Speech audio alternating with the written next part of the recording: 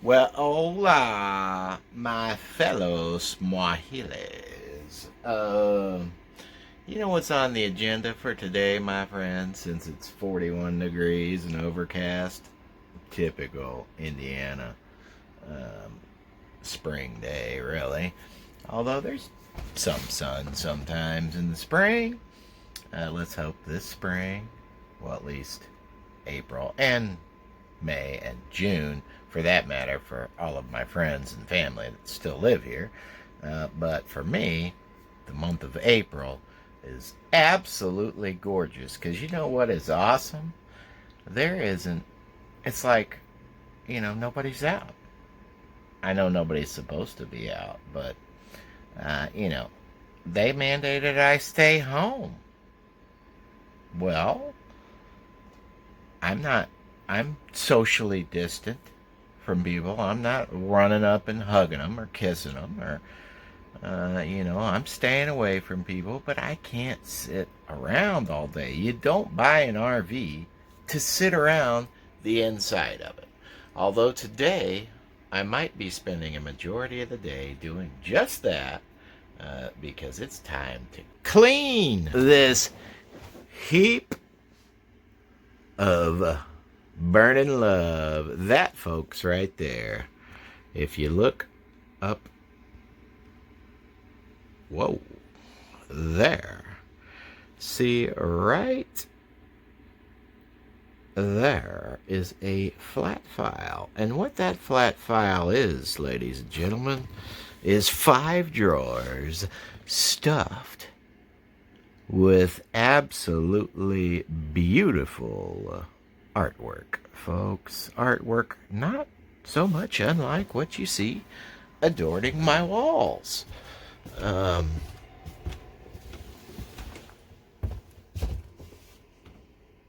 Mr. Jerry Garcia, that was actually this right here was plucked off a telephone pole. You can still see where it was hanging up on the thing by my mother uh, in 1995 during Jerry's memorial in the August. He died in August. But I traveled.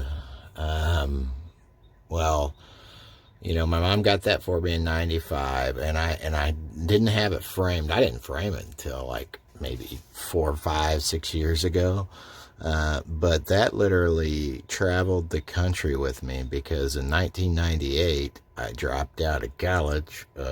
Said I'll go back. Nah, that never happened. And moved to Summit County, Colorado.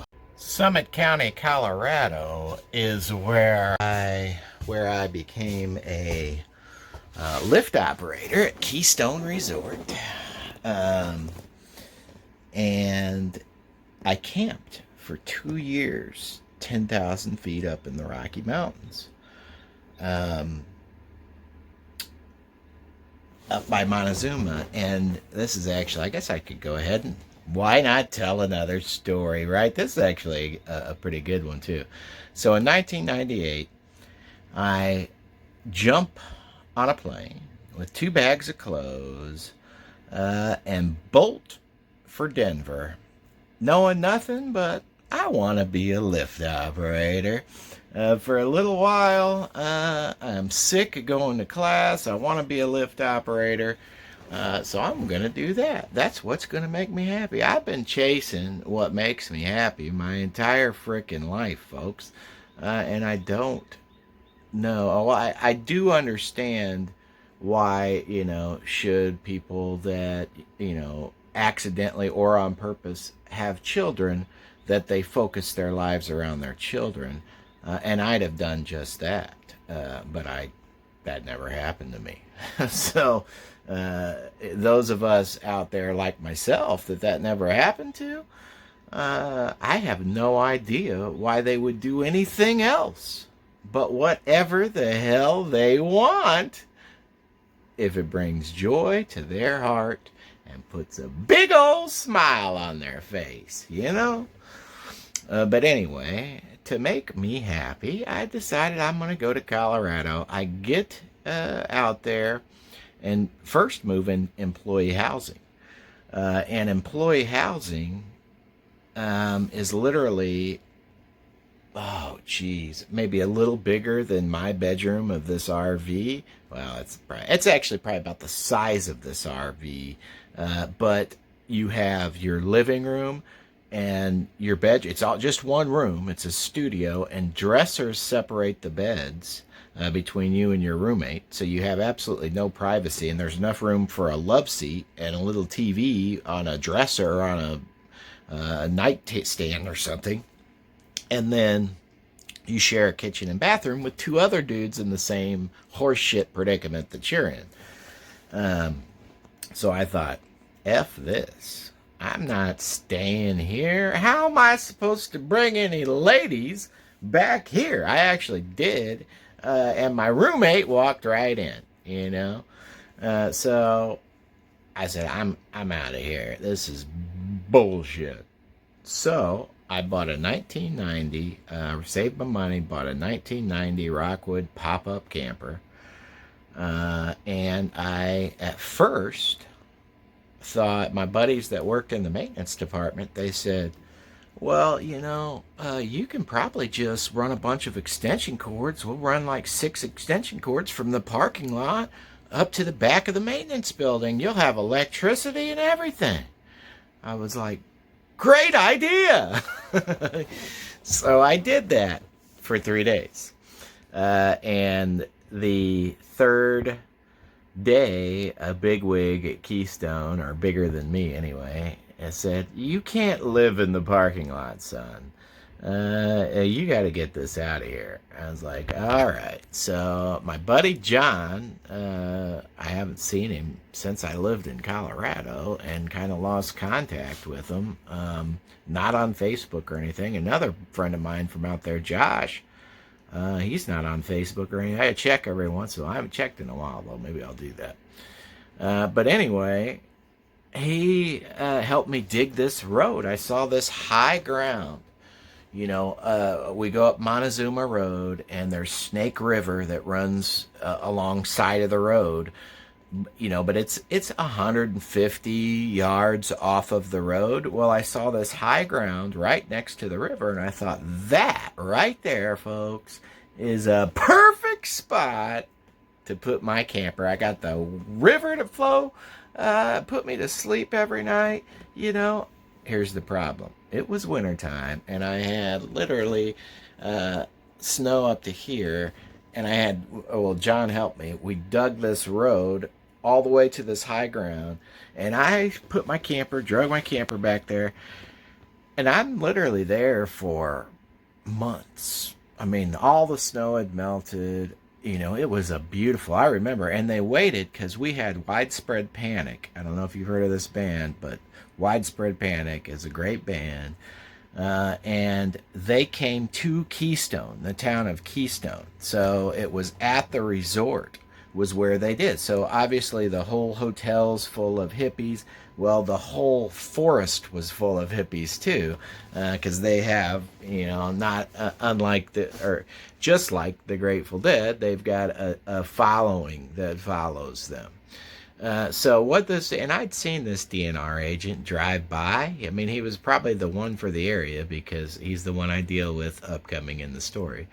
But I see this guy drive by and, doesn't say a word. As I'm, picking up all of the trash, after everybody leaves, that place was trashed.